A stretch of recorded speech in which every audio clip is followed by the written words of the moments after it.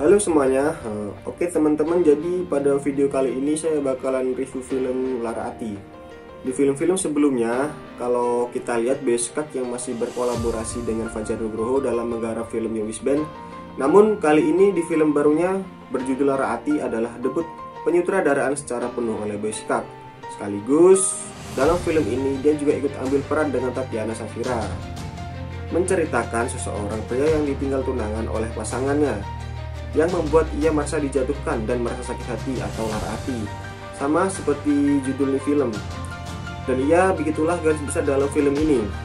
Meskipun bergaris besar membahas mengenai percintaan, namun film ini juga nyeritain tentang seseorang pemuda yang gelisah tentang kehidupannya dan masa depannya. Ya, problemnya terletak pada internal dengan dirinya serta keluarganya. Menurut saya konflik yang dibahas dalam film ini lumayan banyak.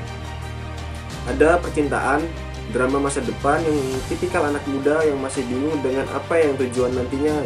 Dan saya rasa ini menggambarkan banget situasi kegelisahannya melalui cerita yang dibawakan.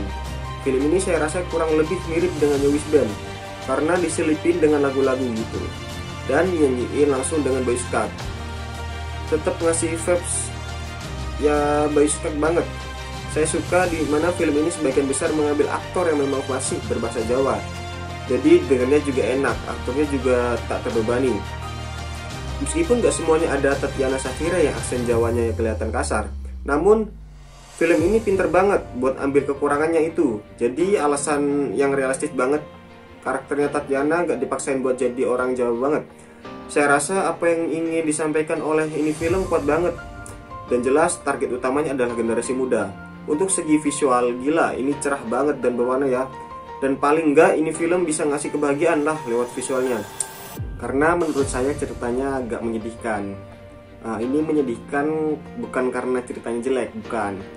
Di ceritanya ini ya karena si karakter utamanya itu. Nah, bicara tentang niat, saya suka dengan visual efek yang kayak apa ya, kayak super hero gitu waktu di ending. Berasa mewah dan nggak nyangka banget bakalan dikasih adegan itu. Emang berasa random tapi keren. Gimana nih film memvisualisasikan ilustrasi isi hati dan pikiran karakter utama ke dalam bentuk CGI. Fantasinya liar banget dan idenya brilian. Ini juga gak lepas dari Beskak sendiri yang emang kreatif di YouTube-nya. Karena saya juga ngikutin dia kan, dan saya juga salut dengan eksperimen yang dikasih oleh di film. Ada hal yang saya gak suka, yaitu detail sound, kayak orang ngobrol dan suara-suara lain waktu para karakternya berdialog.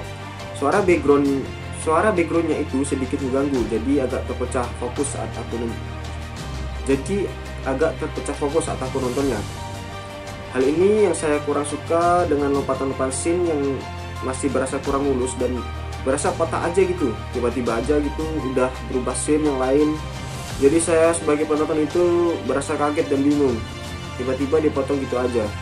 Mungkin ya karena durasi kali ya. Ceritanya juga lebih relate dan cukup ngasih motivasi juga pada generasi muda yang masih gelisah dengan masa depan. Dan ya, film ini seru buat saya. Sekian review ringkas saya. Sampai jumpa di video. Terima kasih dan jangan lupa bertobat.